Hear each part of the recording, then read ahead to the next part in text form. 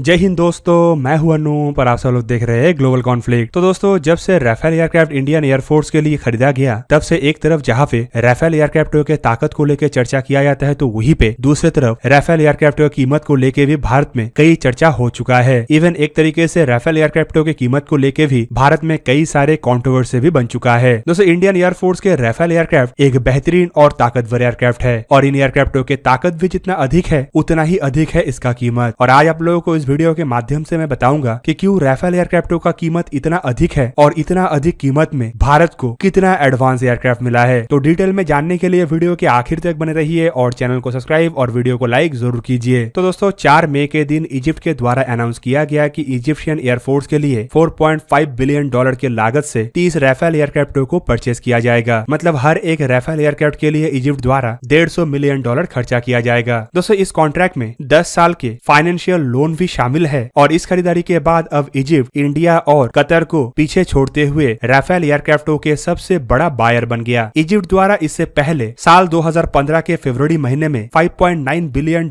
के लागत से 24 राफेल एयरक्राफ्टों को खरीदा गया था, जिनमें 8 सिंगल सीटेड वेरिएंट और 16 ट्विन सीटेड वेरिएंट था और इसके लिए इजिप्ट द्वारा हर एक एयरक्राफ्ट का कीमत $245 मिलियन चुकाया गया। दोस्तों, उस समय जो एयरक्राफ्ट का डील हुआ था उसमें मीटियोर और स्टॉर्म शैडो जैसे मिसाइल भी शामिल था और उस समय के डील में भी फ्रांस के द्वारा 50% पैसे को लोन के रूप में दिया गया था। दोस्तों, इजिप्ट के तरफ से इस डील के ऊपर हस्ताक्षर करने से सिर्फ 4 महीने पहले ही ग्रीस द्वारा भी कंफर्म किया गया था कि ग्रीक एयरफोर्स के लिए $3.01 बिलियन की लागत से फ्रांस से 18 राफेल एयरक्राफ्टों को परचेस किया जाएगा, जिनमें 6 नया राफेल एयरक्राफ्ट होगा, जबकि बाकी के 12 एयरक्राफ्ट असल में फ्रांस द्वारा यूज किया हुआ सेकेंड हैंड एयरक्राफ्ट होगा। और एग्रीमेंट के तहत 6 यूज्ड राफेल एयरक्राफ्टों को फ्रांस द्वारा हर महीने एक एयरक्राफ्ट के दर पे जुलाई महीने से ही डिलीवर किया जाएगा, जबकि बाकी के बचे 6 यूज्ड एयरक्राफ्टों को 2023 तक डिलीवर किया जाएगा और जो 6 नया एयरक्राफ्ट है इनका डिलीवरी सन 2022 के मध्य से शुरू होगा। 6 साल पहले कतर के द्वारा भी 24 राफेल एयरक्राफ्टों को खरीदा गया था। इवन तब 12 एडिशनल एयरक्राफ्ट खरीदने का भी एक ऑप्शन को रखा गया था और उस समय इस डील का लागत करीबन $7 बिलियन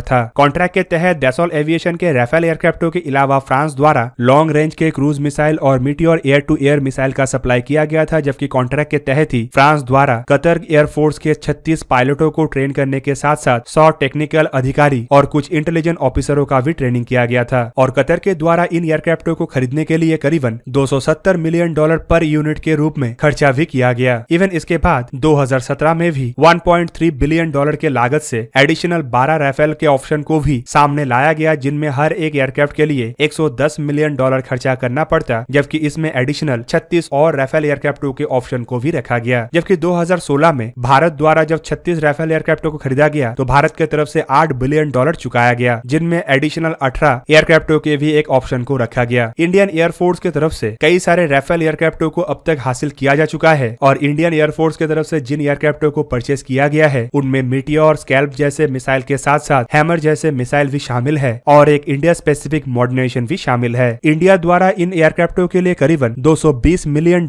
पर यूनिट का प्राइस चुकाया गया है। भारत के अलावा क्रोएशिया के तरफ से भी 12 राफेल एयरक्राफ्टों को $1.22 बिलियन के लागत से खरीदने के लिए कंफर्म किया गया है। और दोस्तों, ये 10 साल पुराने राफेल एयरक्राफ्ट होगा। मतलब क्रोएशिया की तरफ से सेकेंड हैंड एयरक्राफ्टों के लिए $100 मिलियन पर यूनिट के रूप में पैसा चुकाया जाएगा, जिसमें एयरक्राफ्टों के अलावा ट्रेनिंग और कुछ एसोसिएटेड हथियार भी शामिल रहेगा। डील के तहत इनमें से 6 एयरक्राफ्टों का डिलीवरी 2024 तक होगा, जबकि बाकी के 6 एयरक्राफ्टों का डिलीवरी 2025 तक किया जाएगा। क्रोएशिया के द्वारा इन राफेल एयरक्राफ्टों को खरीद के अपने पुराने हो चुके MiG-21 एयरक्राफ्टों को रिप्लेस किया जाएगा। इवन अगर देखा जाए तो क्रोएशिया के इन एयरक्राफ्टों के डील के लिए F-16 और कुछ अन्य एयरक्राफ्टों के भी ऑप्शन क्रोएशिया के तरफ था, लेकिन क्रोएशिया द्वारा राफेल एयरक्राफ्टों को ही इसके काबिलियत को देखते हुए चुना गया। इवन कुछ मीडिया रिपोर्टों में हाल ही में यह भी खुलासा किया गया है कि इंडोनेशिया के द्वारा भी 36 राफेल एयरक्राफ्टों को खरीदने के लिए जल्द से जल्द फ्रांस के साथ एक समझौते के ऊपर हस्ताक्षर हो सकता है और राफेल एयरक्राफ्टों को खरीदने के लिए इंडोनेशिया के द्वारा कुछ आधुनिक वेस्टर्न खास करके अमेरिकी एयरक्राफ्टों को रिजेक्ट किया गया है, जिनमें F-16 और F-35 जैसे एयरक्राफ्टों के होने का भी संभावनाएं हैं। और सबसे आखिर में खबर यह भी है कि स्विट्जरलैंड के तरफ से भी F-35 और अन्य एयरक्राफ्टों को ना खरीद के $7 बिलियन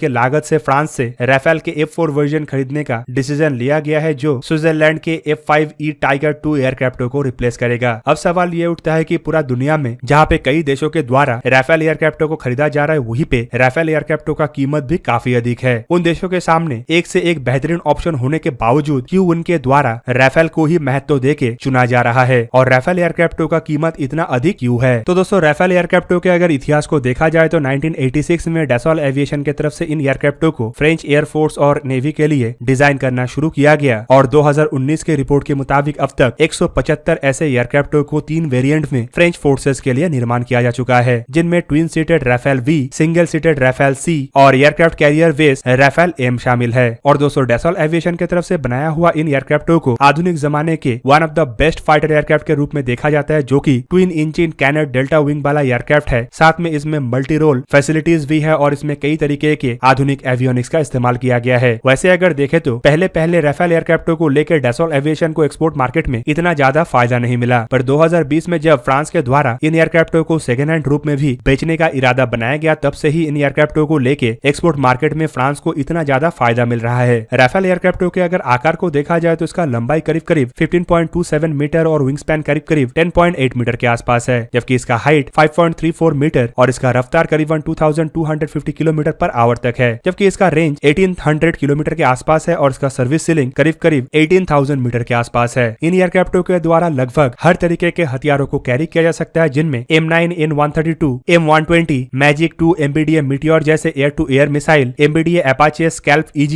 AASM, AM39 एग्जॉसेट जैसे एयर टू ग्राउंड मिसाइल और anti radiation anti ship missile के अलावा एयर टू ग्राउंड बॉम्ब तक शामिल होता है। दोस्तों इसमें जो शॉर्म शैडो या फिर स्कैल्प मिसाइलों को लगाया जाता है, इसका रेंज करीब 300 किलोमीटर तक है और Meteor air to air missile का रेंज 120 से 150 किलोमीटर तक है। हैमर एयर टू ग्राउंड हथियारों का रेंज करीब 20 से 70 किलोमीटर है और राफेल एयरक्राफ्ट इन हथियारों के बदौलत दुनिया का एक बहुत ही ताकतवर एयरक्राफ्ट है। दोस्तों राफेल एयरक्राफ्टों को reconnaissance mission, long range interception, ground support, attack deep into enemy territory, aircraft कैरियरों को डिस्ट्रॉय और टैक्टिकल न्यूक्लियर हथियारों को दागने के लिए इस्तेमाल किया जा सकता है। पर्टिकुलरली इसे एक रियल कॉम्बैट एयरक्राफ्ट कहा जा सकता है, क्योंकि ये हर तरीके के रोल में बाखूबी अपने आप को ढाल सकता है। इवन खाली रोल में ढालना नहीं, बल्कि हर एक रोल को इन एयरक्राफ्टों के द्वारा ऐसे निभाया जाता है कि मानो इन एयरक्राफ्टों को उन्हीं रोल के लिए स्पेशली डिजाइन किया गया है। और दोस्तों अगर किसी एक एयरक्राफ्ट में कई सारे ऐसे एयरक्राफ्टों की खासियत हो और कई सारे ऐसे हथियारों को कैरी करने का क्षमता हो जो साधारणतः एक एयरक्राफ्ट में नहीं लगाया जाता है, तो एयरक्राफ्टों का कीमत तो अधिक होना लाजमी है। दूसरी तरफ इन एयरक्राफ्टों में active phase array radar stigma M88 4E jet engine के इस्तेमाल किया गया है, जो कि फ्यूल एफिशिएंट और कंट्रोलली फ्यूल को बर्न करने वाला एक ऐसा इंजन है जो एयरक्राफ्टों को कम फ्यूल के साथ लंबे रेंज तक ऑपरेशन को अंजाम देने में मदद कर सकता है। दोस्तों इवन M88 इंजन जहाँ पे आफ्टर बर्निंग के साथ लैस है, तो वहीं पे इन इंजनों के सहारे राफेल एयरक्राफ्ट सुपर क्रूज भी कर सकता है। मतलब बिना आफ्टर बर्निंग का इस्तेमाल करके इन इंजनों के सहारे सुपरसोनिक रफ्तार में लंबे दूरी तक फ्यूल एफिशिएंट तरीके से उड़ान भर सकता है। और ऐसा करने का क्षमता फिलहाल दुनिया में कुछ ही गिने चुने एयरक्राफ्टों के पास है, जिनमें 5th जनरेशन के एयरक्राफ्ट प्रमुख है। इसके अलावा राफेल एयरक्राफ्टों को ऐसे डिजाइन किया गया है कि ये अपने रडार सिग्नेचरों को भी छुपा सकता है। मतलब एक तरीके से इन्हें हम काफी हद तक स्टेल्थ कह सकते हैं, पर ये एक प्रॉपर स्टेल्थ एयरक्राफ्ट नहीं है। मतलब 4th जनरेशन के एयरक्राफ्ट होने के बावजूद एयरक्राफ्टों के पास अपने आप को दुश्मन के रडार से छुपाने का काफी अधिक ताकत है। एयरक्राफ्टों के पास ऐसा मैन्युवरेबिलिटी का क्षमता है कि ये किसी भी आधुनिक जनरेशन के एयरक्राफ्ट को एयर टू एयर कॉम्बैट में पछाड़ सकता है और अपने मैन्युवरेबिलिटी के सहारे ये कई तरीके के मिशनों को भी अंजाम दे सकता है। दोस्तों राफेल के आधुनिक और ताकतवर active electronic scan array radar के अलावा इसके पास Spectra integrated electronic warfare system है, जो एक ऐसा आधुनिक सेंसर सिस्टम है जो राफेल एयरक्राफ्टों को दूर से ही दुश्मन को डिटेक्ट, आइडेंटिफाई और डिफेंड करने का मौका देता है। और इसका रेंज भी करीब 200 किलोमीटर है। इतने अधिक रेंज में राफेल द्वारा अगर दुश्मन को डिटेक्ट किया जा सकता है, तो ये समय से पहले ही ये डिसाइड कर पाएगा कि कौन सा थ्रेट ज्यादा है, कौन सा थ्रेट कम है। और ऐसे डिटेक्शन के वजह से राफेल एयरक्राफ्टों के द्वारा अपने काउंटर मेजर को भी बेहतरीन तरीके से यूटिलाइज किया जा सकता है। इवन दोस्तों राफेल एयरक्राफ्टों में दुनिया के सबसे आधुनिकतम कम्युनिकेशन सिस्टमों का इस्तेमाल किया गया है, जिनमें multi functional radar, IRST infrared tracking and reconnaissance complex, voice command system, modern pilot helmet जिनमें की साइट और मॉनिटरिंग सिस्टम भी शामिल है, जबकि इसके अलावा electronic defence OSF laser tracking system भी शामिल है। इसके अलावा राफेल एयरक्राफ्टों में जो इंटीग्रेटेड इलेक्ट्रॉनिक डिवाइसेस का इस्तेमाल किया गया है, उन्हें दुनिया के सबसे कॉम्प्लिकेटेड और सबसे आधुनिक डिवाइसों में से एक माना जाता है, जिनके द्वारा एयरक्राफ्ट अपने flight control, data fusion, flying guidance और कम्युनिकेशन को बेहतरीन तरीके से मैनेज कर सकता है और पायलट से अन्य पायलट तक भी अपने टोटल इंफॉर्मेशन को शेयर कर सकता है। इवन दोस्तों हाल ही के राफेल के सक्सेस भी राफेल का कीमत का एक बहुत बड़ा कारण है। है। आप सब लोगों को पता ही होगा कि राफेल एयरक्राफ्ट को कई बार रियल लड़ाई में इस्तेमाल किया जा चुका है, जिनमें लीबिया, माले, अफगानिस्तान और सीरिया के लड़ाई शामिल है। इवन राफेल एयरक्राफ्ट के द्वारा एक तरीके से इन लड़ाइयों में जिस तरीके से हवाई डोमिनेंस पैदा किया गया, उसे माना जाता है कि राफेल एयरक्राफ्ट द्वारा इन क्षेत्र के ऊपर एक तरीके से राज किया गया और नो फ्लाइंग जोन को क्रिएट किया गया। इवन सीरिया के अंदर राफेल एयरक्राफ्ट के इफेक्टिविटी को अब तक के सबसे बेहतरीन परफॉर्मेंस के रूप में भी देखा जाता है। और दोस्तों, अगर किसी एयरक्राफ्ट को इतने बेहतरीन और इतने खूबियों के साथ डिजाइन किया गया है तो ऑब्वियसली उसमें जरूर बहुत ज्यादा खर्चा हुआ होगा। और दोस्तों, फ्रांस चाइना के जैसे कॉपी टेक्नोलॉजी का इस्तेमाल नहीं करता है और ना ही दोयम दर्जे के इक्विपमेंटों का इस्तेमाल करता है। राफेल एयरक्राफ्टों में इस्तेमाल होने वाले इक्विपमेंट दुनिया में सबसे ताकतवर और एकमात्र इक्विपमेंट है। ना ही ऐसे इक्विपमेंट किसी अन्य एयरक्राफ्टों में है और ना ही ऐसे इक्विपमेंट पहले कभी किसी देश के द्वारा डेवलप किया गया है। और इसी वजह से राफेल एयरक्राफ्टों के इक्विपमेंटों का कीमत और इक्विपमेंटों का ताकत जितना अधिक है, उतना ही अधिक राफेल एयरक्राफ्टों का कीमत और उसका ताकत है। तो दोस्तों, ये था आज का वीडियो। अगर आपको वीडियो अच्छा लगा तो लाइक कीजिए और मेरे चैनल को सब्सक्राइब कीजिए और साथ में बना हुआ बेल आइकन को भी प्रेस कर दीजिए ताकि आप मेरा वीडियो देख पाए सबसे पहले। जय हिंद।